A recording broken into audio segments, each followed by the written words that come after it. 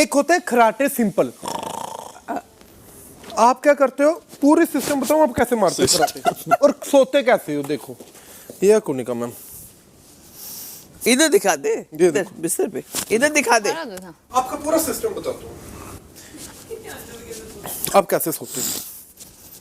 ये आप सोए रात को, ऊपर से आप हो भी गोरे थोड़े से, लाइट में थोड़े से अकेले चमक रहे, बहुत गोरी हूँ, अकेले चमक रहे। एक नॉर्मल खराटे में आता है, ये पता क्या कर देते